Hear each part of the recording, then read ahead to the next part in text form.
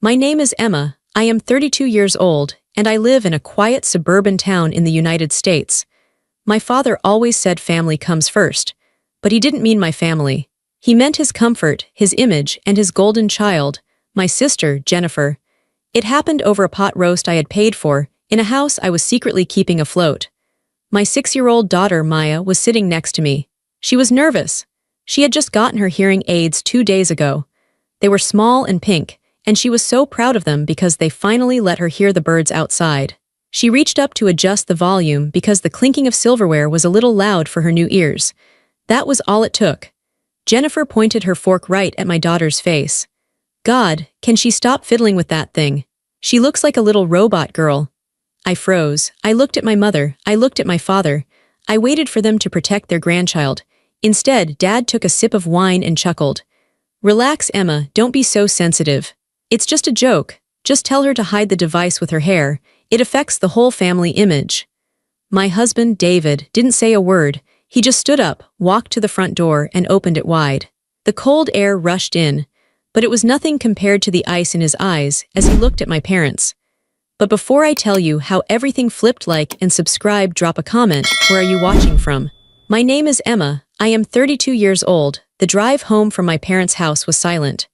Usually, David and I would debrief after a family dinner. We would talk about the food, or some sports game my dad mentioned, or how much the kids had grown. But tonight, the silence in the car was heavy. It felt like there was a physical weight sitting on the backseat between us and Maya. Maya was asleep in her car seat. I checked the rearview mirror every 30 seconds just to make sure she was okay. Her head was tilted to the side, her mouth slightly open. I could see the faint outline of the pink plastic device behind her ear. It's just a joke, my dad had said. The words replayed in my head like a broken record. It's just a joke, don't be so sensitive. I gripped the steering wheel so hard my knuckles turned white. David was driving, staring straight ahead at the dark road. I could see the muscle in his jaw jumping. He was furious. He had every right to be. But underneath his anger, I felt my own shame burning a hole in my stomach. I hadn't defended her fast enough. David had to open the door. David had to kick them out. I had frozen. Why did I freeze? Because for 6 years, I had trained myself to freeze. I had trained myself to be invisible. I had trained myself to be the wallet, the fixer, the safety net, but never the person with a voice. It started 6 years ago. That was when I launched my company, Aura Acoustics. Nobody in my family knew what I actually did. To them, I was just doing some computer stuff or freelancing. They didn't understand technology, and they didn't care to learn. When I tried to explain that I was developing new algorithms for hearing assistance, my mother would wave her hand and say, "That sounds boring, dear. Pass the salad." So I stopped trying to explain. I let them think I was scraping by. I let them think I was lucky to have a husband like David who worked in construction management. They thought David paid our bills. They thought I was a stay-at-home mom with a hobby. But the truth was sitting in a bank account they couldn't see. The first time I paid for them, it wasn't a big decision. It was an emergency. My dad had a heart scare. The insurance didn't cover the specific specialist he needed. My mom was crying at the kitchen table, looking at a bill for $5,000. "We just don't have it," she had sobbed. "We'll have to go to the general clinic." I couldn't watch them suffer. I went to the bathroom, transferred the money to my personal checking account, and came back out. "I have some savings," I lied. "From a project I finished, I can pay it." They didn't ask where the project came from. They didn't ask if I needed that money for rent or groceries. My mom just snatched the check from my hand and said, "Thank God, at least you're good for something." That was the phrase that stuck. At least you're good for something. It became a pattern. A terrifying, expensive pattern. 3 years ago, my sister Jennifer got divorced. She wanted her kids, Leo and Sarah, to go to Westbrook Academy. It is the most elite private school in the state. The tuition is $45,000 a year. Per child. Jennifer didn't have a job. She had alimony, but it wasn't enough for Westbrook. She called a family meeting. She cried about how her children needed stability. She looked at my parents, who were retired and on a fixed income. Then she looked at me. "Emma," she said, wiping her eyes, "you don't have a mortgage, right? David built your house. Maybe you could contribute. It's for the family legacy." I wanted to scream. I wanted to say, my husband built our house with his hands, but I paid for the land and materials with my hard work. But I didn't. I looked at my niece and nephew. I loved them. I didn't want them to suffer because their mother was irresponsible. Okay, I said. I'll handle the tuition.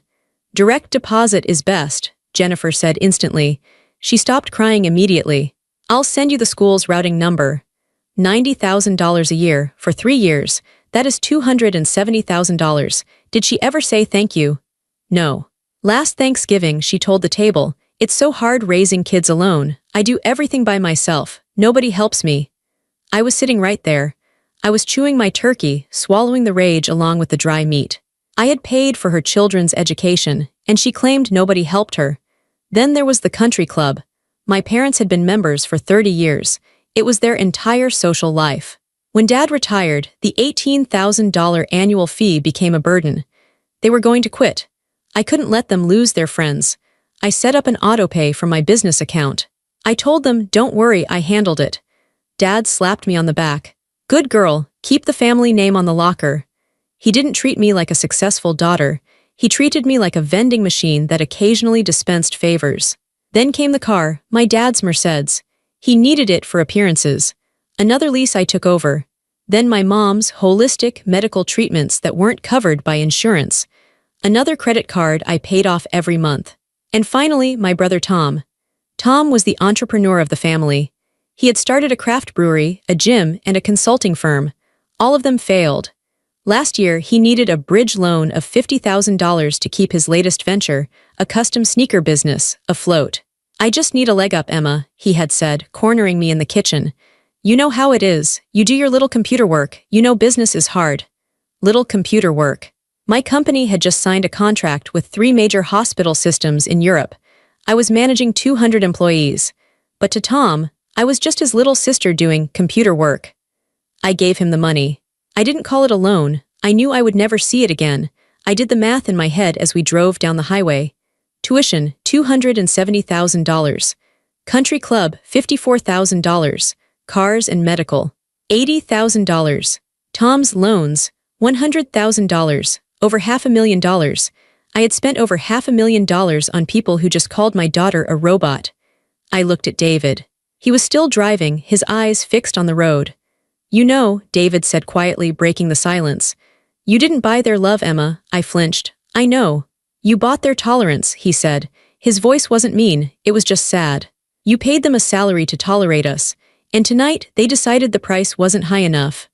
I closed my eyes. He was right. I was the family workhorse.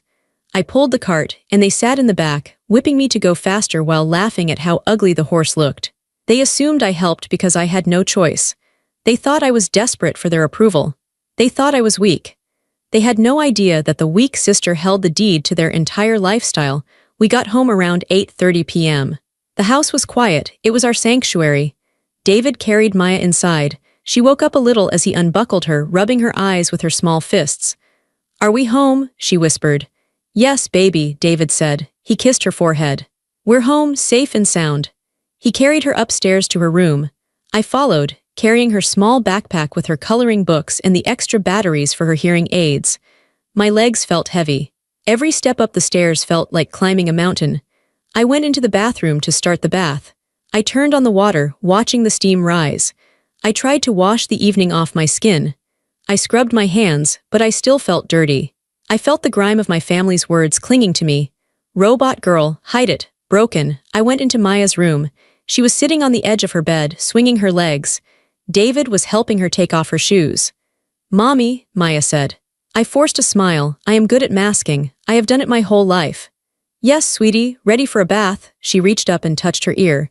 She carefully pulled out the left hearing aid, then the right one. She held them in her hands. They were small, high-tech pieces of engineering. My engineering. I had designed the compression algorithm that made them work so well in noisy environments. I had built them to help people like her. She looked down at the pink plastic devices. Grandma said I'm broken, she said. Her voice was so small, it wasn't a question really. It was a statement. She was checking a fact. My heart stopped. The room went silent. I looked at David. He looked like someone had punched him in the stomach. I knelt down in front of her. I took her small hands in mine. No, Maya, look at me. She looked up. Her big brown eyes were filled with tears that hadn't spilled yet. Grandma. Grandma was wrong, I said, my voice shook. You are not broken, you are perfect. These, I pointed to the hearing aids, these are just like glasses. You know how Daddy wears glasses to see better. These help you hear better, that's all. You are strong and smart and beautiful. But Aunt Jennifer laughed, Maya whispered. A single tear rolled down her cheek. She said I look like a robot. Do I look scary? I pulled her into my arms. I buried my face in her hair so she wouldn't hear me gasp. I felt a rage so hot it almost burned me. It wasn't the annoyance I felt at the dinner. It was a primal mother bear fury. They hadn't just insulted me. They had planted a seed of shame in my 6-year-old daughter. They had taken her confidence, which was so new, so fragile, and crushed it for sport. You do not look scary, I told her, pulling back and looking her in the eyes. You look like a superhero. You have bionic hearing, that makes you special, she sniffled. Really? Really? I got her through the bath. I got her into her pajamas. I read her 2 stories instead of 1. I stayed in her room until her breathing slowed down and she fell asleep. I stood by her doorway for a long time watching her sleep. The moonlight came in through the window. She looked so peaceful. Then I remembered the spreadsheet. I walked out of her room and closed the door softly.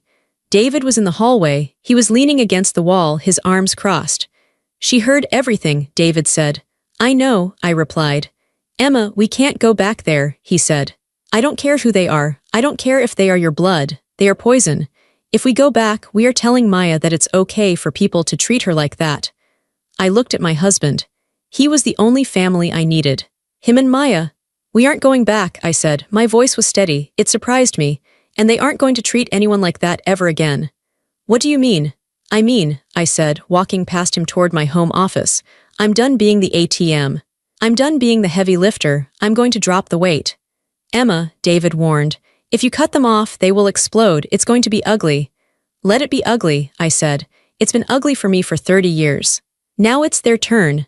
I walked into my office. It was a sleek, modern room. I had 3 monitors set up. This was the command center of Aura Acoustics. This was where I managed a global supply chain. This was where I made executive decisions that affected millions of dollars. Here, I wasn't the little sister. Here, I was the CEO. I sat down in my leather chair. The leather was cool against my back. I woke up my computer. The screens glowed to life, illuminating the dark room. It was time to look at the numbers. It was time to look at the truth. The file was named Family Support Master XLSX.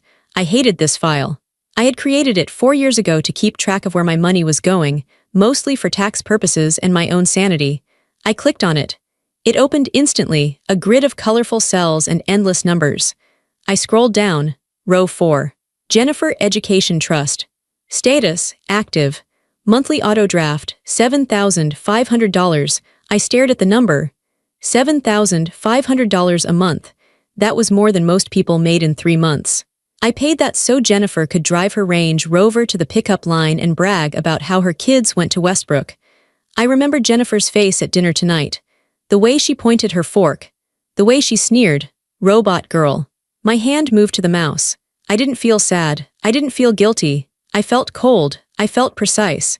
I opened my banking portal in a separate window. I logged in. The interface was familiar. I navigated to recurring transfers.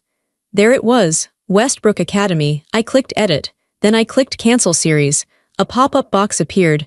Are you sure you want to cancel this recurring payment? Yes, I said out loud to the empty room. I am sure. Click Status Cancelled. I went back to the spreadsheet. I highlighted the row red. Next, row 12, Mom and Dad Country Club membership. Status Active. Monthly auto draft, $1,500. I thought about my dad. It's just a joke. Don't be so sensitive. He cared more about his golf handicap than his granddaughter's dignity. He wanted the prestige of the club, but he didn't want the daughter who paid for it. He wanted the money, but he didn't want the connection. Fine, he could have the connection or lack thereof. I went to the bank tab, found the country club transfer. Click Cancel, Confirm, Gone. I felt a strange sensation in my chest. My heart was beating slower, not faster. It was a release. Every click was like cutting a heavy sandbag off a hot air balloon. I was getting lighter. Row 15, Dad Merced's lease. Status Active, Autopay, Cancel. Row 22, Mom Dr. Arrington Specialist. Status Active. Credit card on file. I logged into the credit card portal. I removed my card from the authorized user list for the clinic. Cancel. Row 30, Tom Business Support Loan. Status, monthly transfer $2,000. Tom. My big brother, the one who used to lock me out of the house when we were kids. The one who told me my business idea was cute, but would never scale. He was using my money to pay rent on a warehouse for shoes that nobody was buying. I didn't just cancel the transfer. I called the bank's automated line to put a stop payment on the check that was scheduled to go out tomorrow morning. Click, cancel, confirm. I worked down the list. Netflix subscriptions, phone plans. The landscaper who did my parents' yard. The cleaning service for Jennifer's house. I paid for all of it. I had wrapped them in cotton and insulated them from the real world. I had created monsters. I had fed them, and when they got big and strong, they tried to eat my child. It took me 45 minutes.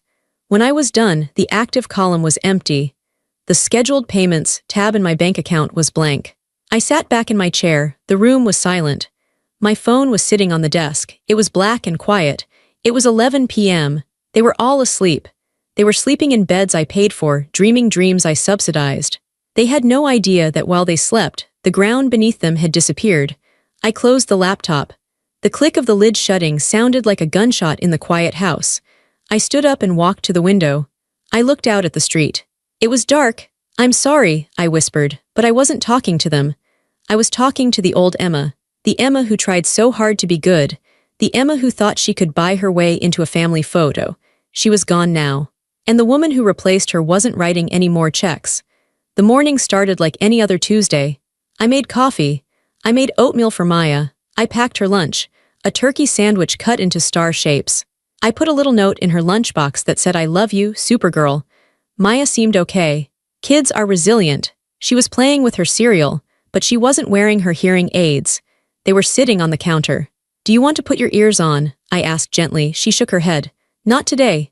"Okay," I said. I didn't push. "Maybe later." That small refusal, her fear of her own device, hardened my resolve like concrete. David took Maya to school. I stayed home. I sat at the kitchen island with my coffee and my phone. It started at 9:15 a.m. My phone buzzed. It was Jennifer. I didn't answer. I took a sip of coffee. It buzzed again immediately. Then a text, "Jennifer, Emma. The school just called. They said the tuition transfer bounced. It's embarrassing. Fix it ASAP." I stared at the screen. "Fix it, not please." "Not is something wrong, just a command," I typed back. I canceled it. I watched the 3 little dots appear instantly. "Jennifer, what do you mean you canceled it? Is this a joke? They are going to kick Leo and Sarah out of class if it's not paid by noon." "Emma. Then you should probably go pick them up." My phone started ringing. Jennifer again. I declined the call. 5 minutes later my dad called. I let it go to voicemail. 10 minutes later the house phone rang. We still had a landline for emergencies. I let it ring. By 10 a.m., my phone was vibrating so constantly it was moving across the counter. "Mom, Emma, Dr. Arrington's office said the card was declined. I'm at the front desk. This is humiliating. Call them now." "Tom, yo, the transfer didn't hit. I have a vendor waiting." "What's going on? Dad, pick up the phone. The club manager just called me. They said our membership is suspended for non-payment. Do you have any idea how bad this makes me look?" It was a symphony of entitlement. Not a single person asked if I was okay. Not one person asked if I had lost my job, or if I had been hacked, or if I was sick. They only cared that the tap had run dry. I finished my coffee. I washed the mug. I dried it and put it away. Then I sat down and sent one group text to all of them. "Mom, Dad, Jennifer, Tom, Emma, I am no longer funding your lives. The transfers are canceled. The cards are closed. Do not ask me for money again. Handle your own expenses." I put the phone down. The reaction was nuclear. Jennifer sent 20 texts in a minute. She called me selfish, cruel, a monster. She said I was punishing innocent children. "Jennifer, how can you do this to Leo and Sarah? They love that school. You are destroying their future because of a little joke at dinner. You are psychotic." I replied, "You can pay for their future. You are their mother." Tom texted, "I'm going to lose the warehouse. You promised to help. We had a deal." I replied, "We didn't have a deal. I was giving you a gift. The gift is over." My dad left a voicemail. I listened to it on speakerphone. His voice was shaking with rage. "Emma, you listen to me. You fix this right now. You don't embarrass this family. You don't hold money over our heads like some tyrant. You unfreeze those accounts or don't bother coming to Christmas." I laughed. It was a dry, humorless sound. Christmas? He thought threatening me with less time with them was a punishment. David, I called out. David had just walked back in the door. Yeah, we're free for Christmas, I said. He looked at my phone, which was lighting up like a disco ball. He looked at the calm expression on my face. They noticed? He asked. Oh, they noticed, I said. Jennifer is getting kicked out of Westbrook. Dad lost the club. Mom is stuck at the doctor's office. Are you okay? David asked. He walked over and put his hands on my shoulders. I took a deep breath. Was I okay? My family hated me. They were calling me names. They were panicking.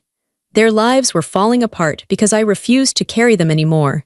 But then I looked at the counter where Maya's hearing aids were sitting. I thought about her face when she asked if she was broken. I'm better than okay, I said. I'm free. But it wasn't over. I knew them. They wouldn't just text and call. They would come here. They would demand a face-to-face. They would try to bully me into submission like they always did. They thought I was just throwing a tantrum. They thought I would cave in an hour. They were about to find out that I wasn't just a sister or a daughter anymore. I was a CEO who had just fired her worst employees. Around noon, a car pulled into the driveway. It was my parents. Dad slammed the car door so hard I felt it in the floorboards. Here we go, David said, stepping in front of me. No, I said, moving him aside gently. I've got this. I walked to the front door. I didn't open it. I waited. Dad pounded on the glass. Emma, open this door. We need to talk. I unlocked it and opened it. I stood in the doorway. I didn't invite them in. What is wrong with you? Mom screamed. She looked frantic. Her hair was messy. Do you know how embarrassing it was? The receptionist cut up the card in front of me. You cut us off, Dad shouted. His face was red. Because of a joke. You ruined the family over a joke. It wasn't a joke, I said. My voice was low and steady. It was abuse, and I'm done paying for my abusers to live in luxury. Abusers? Dad scoffed. We are your parents. We gave you life. And I gave you a lifestyle, I said. For 6 years, I paid for everything, and you treated me like dirt. You treated my daughter like a freak. We didn't, Mom cried. We love Maya. Jennifer was just. She was just stressed. She didn't mean it. She meant it, I said. And you laughed. You all laughed. So what? Dad yelled. You're going to bankrupt us. You're going to let your brother fail. You have the money. We know David makes good money. You're just being greedy. I stared at them. They still didn't get it. They thought this was David's money. They thought I was hoarding my husband's earnings. David doesn't pay for your lifestyle, I said. What? Mom frowned. Of course he does. You don't work, you just do your little computer thing. It was time. Come inside, I said coldly. Sit at the table, I have something to show you. They looked confused by my change in tone. They walked in hesitantly. They sat at the dining room table. I walked to my office and grabbed my laptop. I brought it out and set it down in front of them. You think I'm a freelancer, I said. You think I'm a housewife with a hobby. I turned the laptop around so they could see the screen. I had pulled up the Aura Acoustics annual report. My face was on the cover.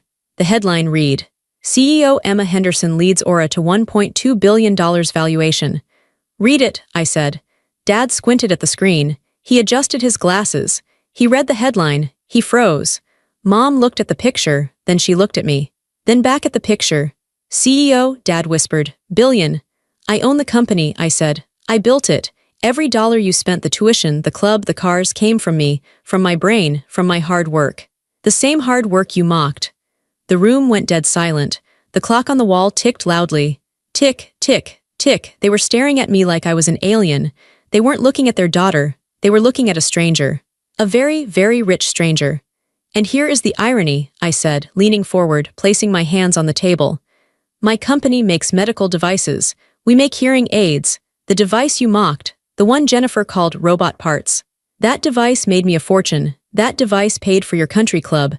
I saw the realization hit them like a physical slap. So, I stood up straight. Get out of my house, and don't come back until you learn some respect. But don't expect the money to ever turn back on. That part of our relationship is dead.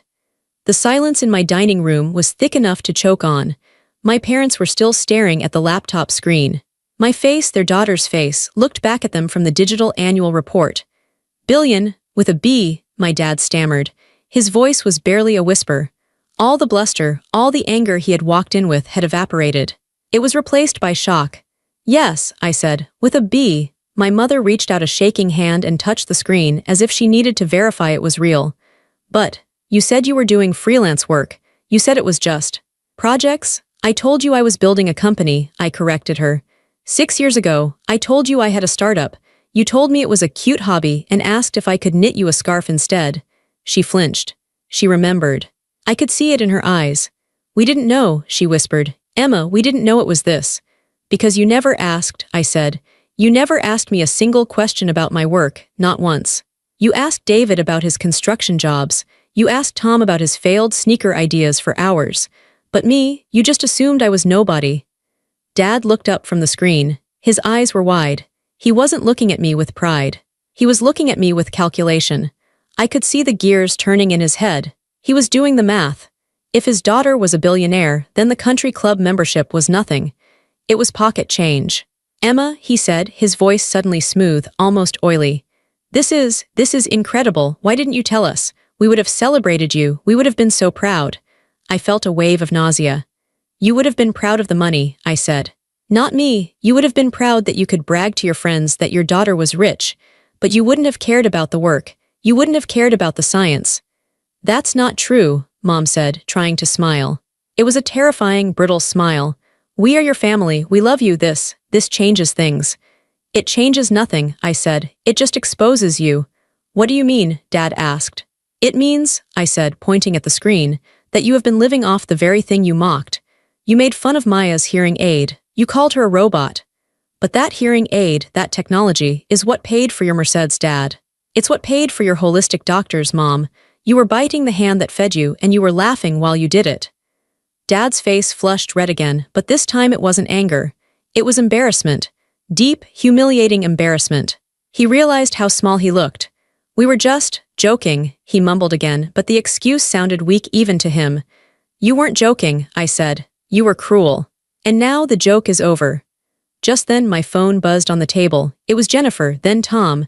They are texting you, aren't they? I asked. Mom nodded. Jennifer is at the school. She can't get the transcripts unless the balance is paid. She can't enroll them in public school without the transcripts. That sounds like a problem for Jennifer, I said. Emma, Dad said, standing up. He tried to look authoritative, but his knees were shaking. You have to fix this. You have this empire. You have endless money. To you, paying her tuition is like buying a cup of coffee. Don't be petty, just pay it and we can all move past this. Petty? I laughed. You think this is about the money. You think I care about the cash? I walked over to the window. I looked out at the driveway where their car sat, the car I paid for. I would have given you everything, I said softly. I did give you everything. I would have bought you a house. I would have sent all your grandkids to college. I would have taken care of you until the day you died. I didn't care about the cost. I turned back to face them. But you hurt my daughter. You made her feel broken. And you can't buy forgiveness for that, not with $1 billion. She's a child, Dad shouted. She'll forget. She won't, I said. And neither will I pointed to the door. Leave. The lease on the Mercedes is up next month. I'm not renewing it. You might want to start looking for a used Honda. My dad opened his mouth to scream, but he looked at my face and stopped. He saw something he had never seen before. He didn't see his doormat daughter. He saw a CEO. He saw power. He grabbed my mother's arm. Come on, Linda, let's go. But Mom started. Let's go, he snapped. They walked out. They looked smaller than when they arrived. They looked old. I closed the door behind them and locked it. I leaned my forehead against the cool wood. My heart was pounding, but my hands were steady. I had done it. I had revealed the secret. And the look on their faces, the shock, the greed, the shame, was worth every penny I had ever spent. The next 2 weeks were a masterclass in consequences. I didn't do anything malicious.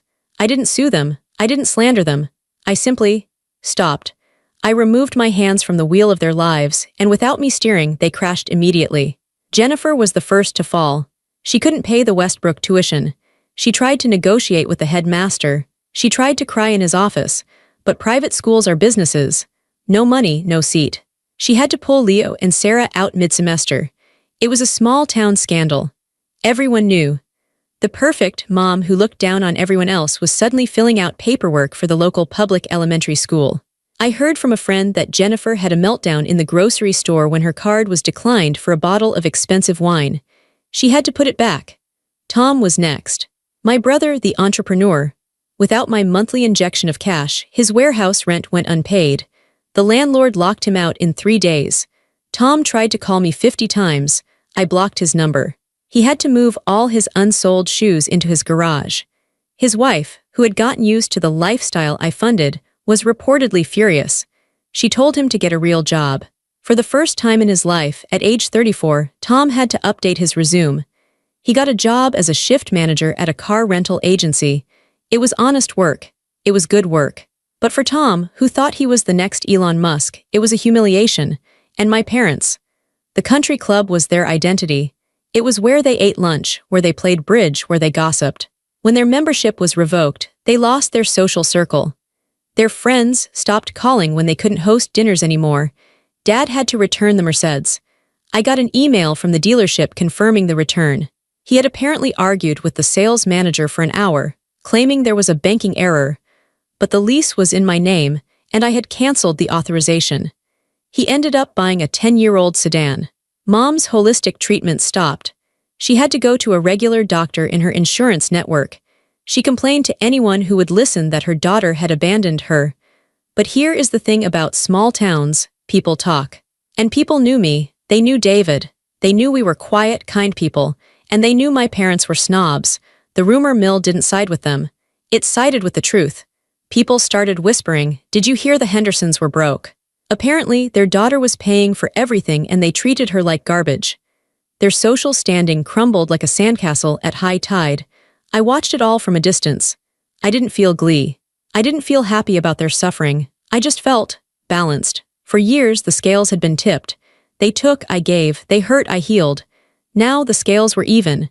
They were experiencing the reality of their own choices. One afternoon, I was at the park with Maya.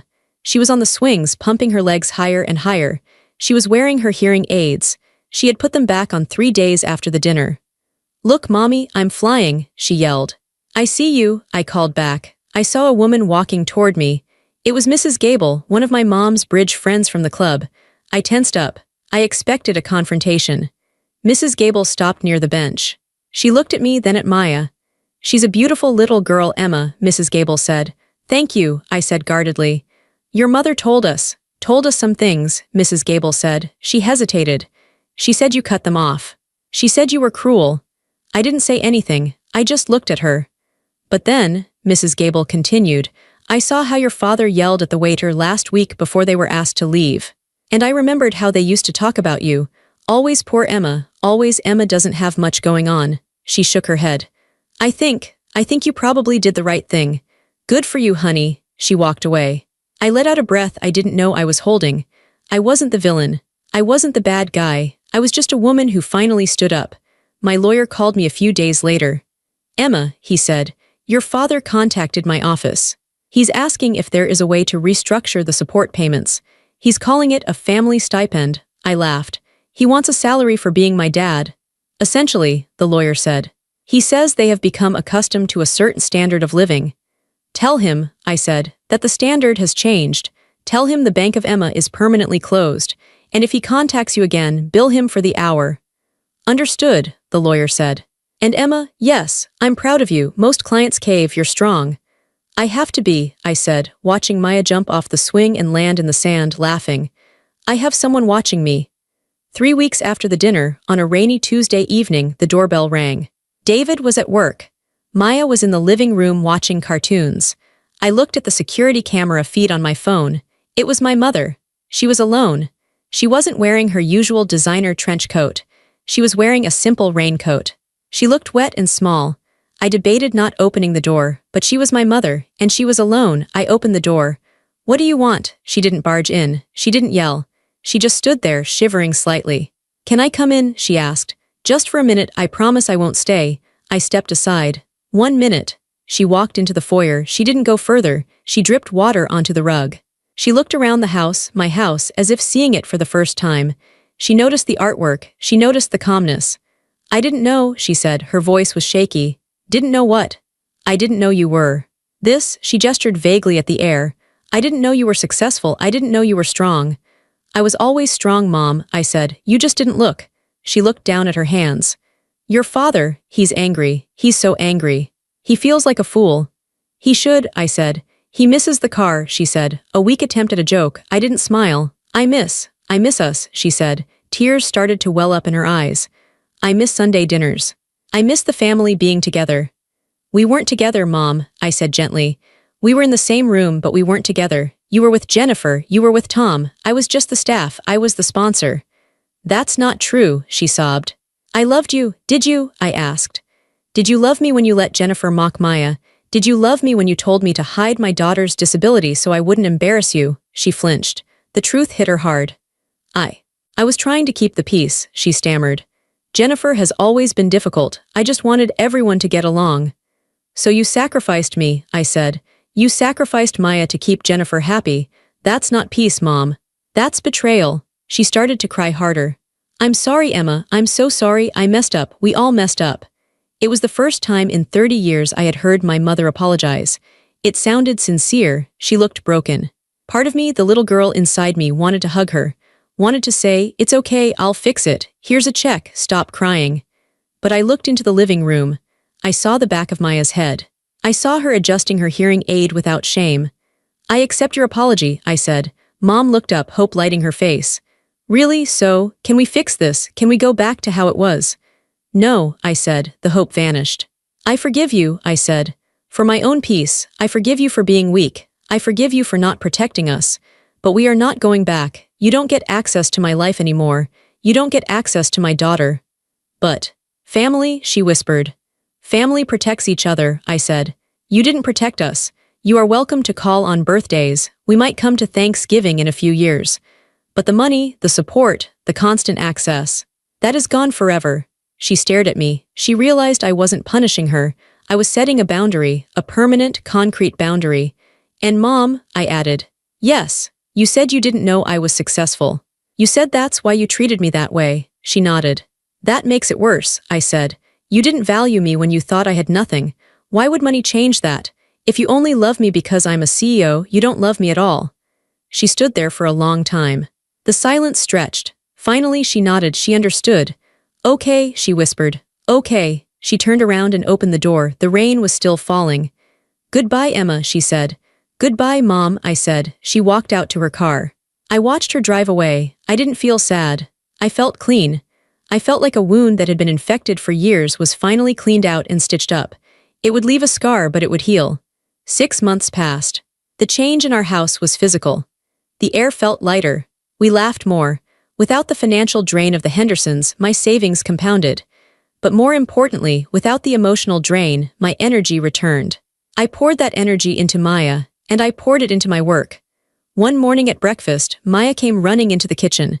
She was wearing a bright purple dress and her pink hearing aids. Mom, look, she yelled. She spun around. I'm ready for the presentation. Today was show and tell at her school. She had decided to show her hearing aids. My heart squeezed. 6 months ago, she wanted to hide them. She thought she was a robot. You look amazing, I said. What are you going to say? I'm going to tell them how they work, she said excitedly. And how I can hear the teacher even when she's facing the whiteboard. And how my mom invented the special computer inside them. I choked up. You're going to tell them I invented it? Yeah, she said, because you're a genius. I grabbed her and hugged her tight. You are the genius, baby. I drove her to school. I walked her to her classroom. I watched through the window as she stood up in front of 20 kids. She took off her hearing aid. She held it up. She wasn't scared. She wasn't ashamed. She was proud. This is my super ear, she told the class. It helps me hear better than you, and my mom made it. The kids didn't laugh. They leaned forward. They said, cool, and wow. I walked back to my car with tears streaming down my face. That afternoon, I went to my office. I called a meeting with my CFO. The charitable giving fund, I said. I want to restructure it. Okay, he said. What are you thinking? I want to start a foundation, I said. Specifically for children with hearing loss in low-income families. I want to pay for devices, speech therapy, and this is important education for their families. I want to teach parents how to support their kids. That's a great idea, Emma, he said. How much do you want to allocate? I pulled up the old spreadsheet. The family support file. I looked at the total I used to spend on my ungrateful family. Tuition, cars, clubs. It was over $150,000 a year. Start with $200,000, I said, and we'll grow it from there. I took the money that was used to silence my family's toxicity, and I used it to give a voice to children who needed it. I came home that night to a quiet house. David was cooking dinner. Maya was drawing at the table. There were no frantic texts from Jennifer, no guilt-trip voicemails from Dad, no demands from Tom. There was just peace. David handed me a glass of wine.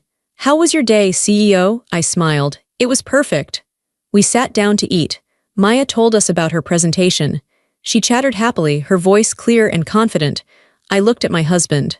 I looked at my daughter. This was my family. The people who loved me for me, not for my checkbook, not for my utility. The silence from my parents' house was deafening, and it was the most beautiful sound I had ever heard. "I'm looking at you now." "Yes, you, I know why you clicked on this story. I know why you're still reading. Maybe you have a sister who makes you feel small. Maybe you have a father who only calls when he needs something. Maybe you have a mother who criticizes your children and calls it advice. Maybe you are the strong one, the fixer, the bank. You tell yourself it's your duty. You tell yourself, but they're family. You tell yourself that if you just give a little more, suffer a little more, pay a little more, they will finally love you the way you want to be loved. I need you to hear me, they won't. You cannot buy respect. You cannot pay for love. And you should never, ever bankroll your own abuse. It took me 30 years to learn that. It took seeing my daughter's heart break to finally wake up. Don't wait that long. If your family mocks your child, if they minimize your struggles, if they benefit from your strength but belittle your worth, walk away, close the wallet, block the number, lock the door. It will be scary. They will scream. They will call you selfish. They will try to make you feel like the villain in their story. Let them.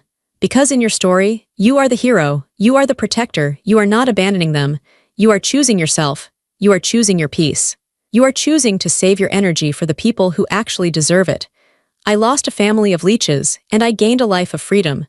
My daughter knows she isn't broken. My husband knows he is my partner, not my ATM. And I know that I am enough. Just me. Not Emma the CEO, not Emma the savior, just Emma. And that is worth more than all the money in the world. So take a deep breath. Look at the spreadsheet of your life. And don't be afraid to click cancel. Your peace is waiting on the other side.